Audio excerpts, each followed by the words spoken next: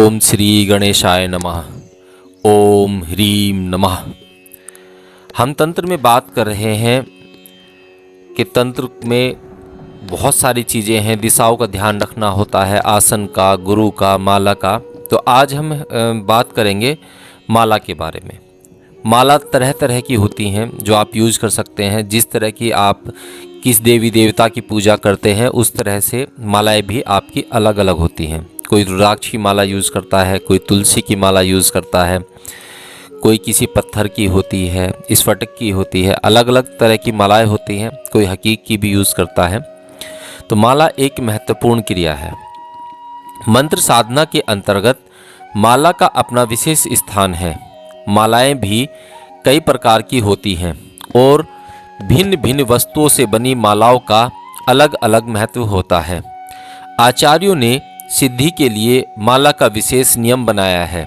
व्यवहारिक रूप से तुलसी, कमलगट्ठा, वैजंती, शंख, चंदन, राजमणि, पुत्रजीवा, स्फटिक, हकीक की काली माला आदि मालाएं मुख्य हैं। मालाएं यूँ तो दुनिया भर की हैं, बहुत तरह की मालाएं हैं, अलग अलग देवी देवता के लिए अलग अलग मालाएं हैं। मंत्र जाप के लिए माला का पूर्ण और शुद्ध होना आवश्यक है। प्राय माला 108 दानों की होती है। इसमें साधक को मैं बताना चाहता हूँ कि जिस माला में हर दाने के बाद गांठ लगी होती है, मंत्र में वही माला यूज़ होती है, और जिस माला में गांठ नहीं होती उसे पहना जाता है। और जिस माला से हम जप करते हैं गोमुखी में, उसे जो है पहना नहीं जाता। उसको जो है हम, कोई सिद्ध पुरुष हैं वो हैं, उनकी बात छोड़ दीजिए, जो साधारण साधक हैं मेरी तरह, तो वो माला पहन के ना गोमुखी में ही रखें और गोमुखी में ही उसका आदर, शुद्ध साफ जगह उसको रखें। और माला को पहले पंच अमृत में जो है, जो हमारे घी, दही, दूध, जल, गंगा जल वगैरह जो है, इसमें शुद्ध करके तब उसका उपयोग करें। अगर ये सब पंच द्रव्य ना हो तो आप जो है गंगा जल में उसे धोकर और पूंछकर स्वच्छ कपड़े से अपने गुरु का स्मरण कर कर तब भी आप धूप बत्ती दिया वगैरह दिखाकर और सभी गुरुओं से प्रार्थना कर कर कि हमारी जो सिद्धि है वो सिद्ध हो, तब आप जो जप माला है उसका यूज़ करें।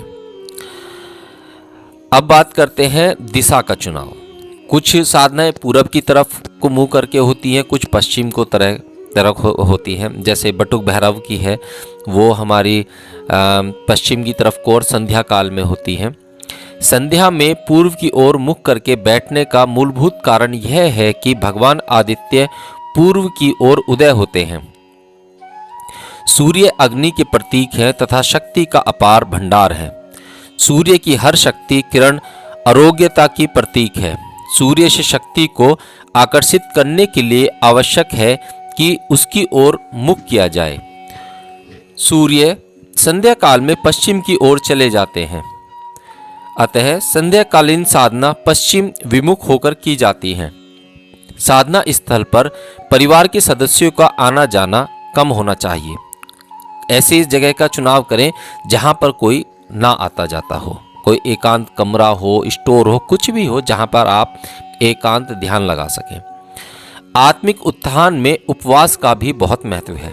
उपवास काल में साधक की आध्यात्मिक शक्तियां जागृत रहती हैं, निद्रा का अभाव रहता है। यानी कि अगर वो भूखा रहता है, उपवास में रहता है, तो उसे नींद नहीं आती।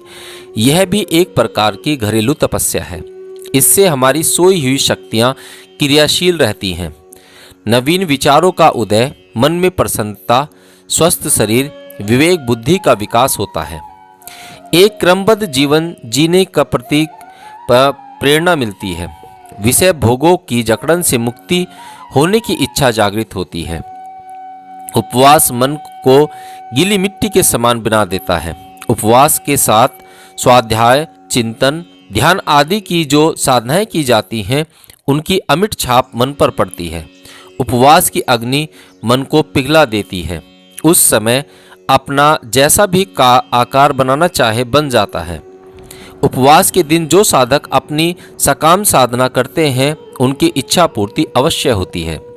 पर आप लोग ध्यान रखें कि आप 5 मिनट 10 मिनट की साधना करते हैं, पूजा पाठ करते हैं, आरती करते हैं और सारे दिन वही छल कपट, दूसरों को दुख देना, यहाँ से पैसे चुराना, मतलब लालच करना, तरह तरह के लोगों का मूर्ख बना के करना।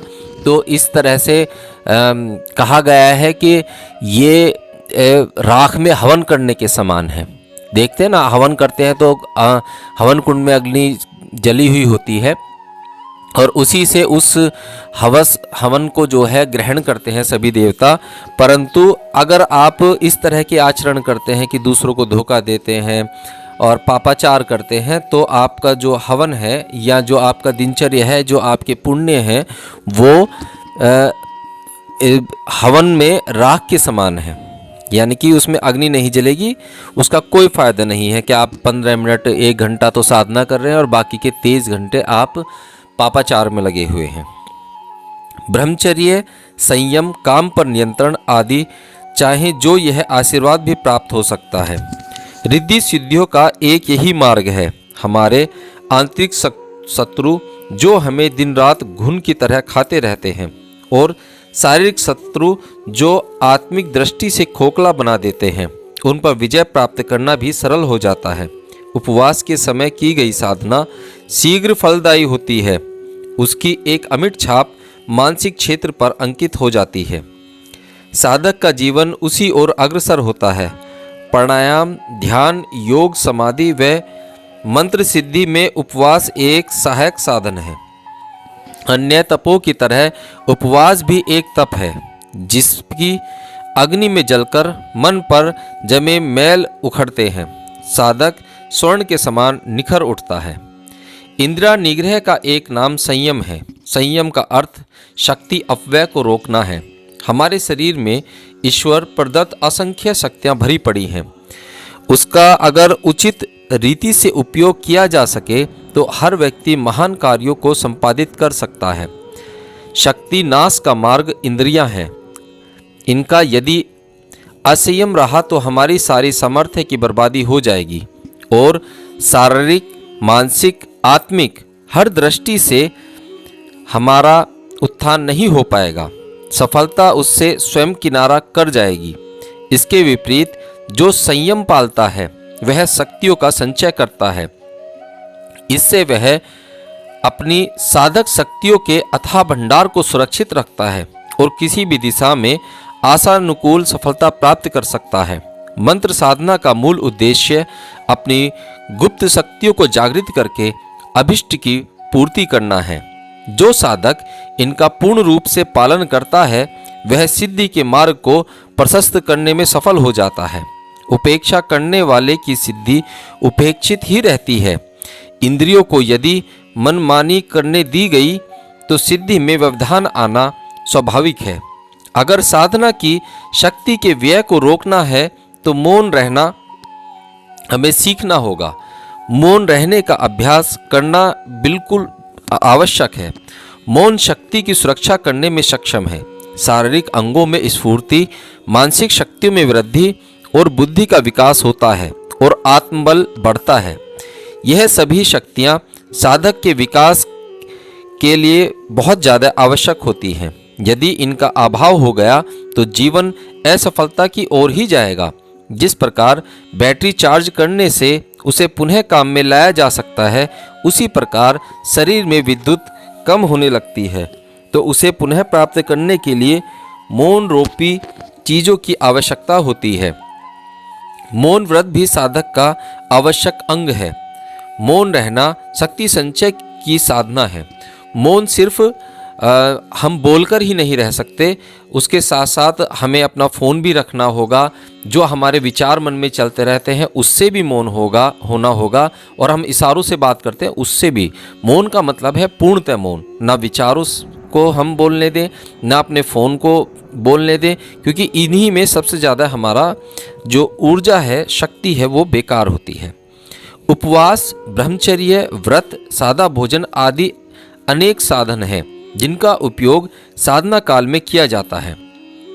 जैसा खाओगे अन्न वैसा बनेगा मन, अर्थात जैसा अन्न मनुष्य खाता है वैसा ही उसका मन हो जाता है। सात्विक अन्न खाने से सात्विक तामसिक अन्न ग्रहण करने से बुद्धि भी तामसिक हो जाती है। जो साधक अपने जीवन का निर्माण करना चाहते हैं उन्हें सात्विक प्रवृत्ति का शुद्ध अन्न ही ग्रहण करना चाहिए।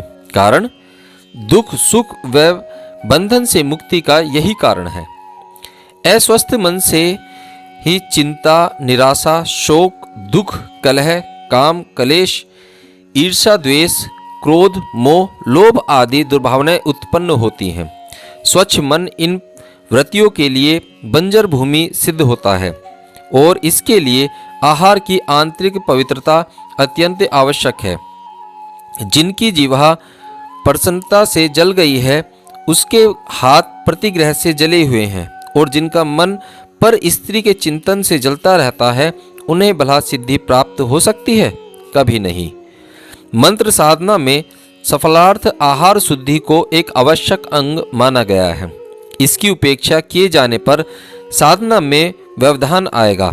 ऐसी ध्वनि समूह को मंत्र कहते हैं और ध्वनि का प्रभाव अवश्य होता है। हमारा संपूर्ण मंत्र शास्त्र ध्वनि विज्ञान के सूक्ष्म तथा गूढ़तम सिद्धांतों पर आधारित है। इसलिए हमें मंत्र के उच्चारण पर, शुद्ध उच्चारण पर विशेष ध्यान रखना चाहिए। अगला अंक अगले वीडियो में।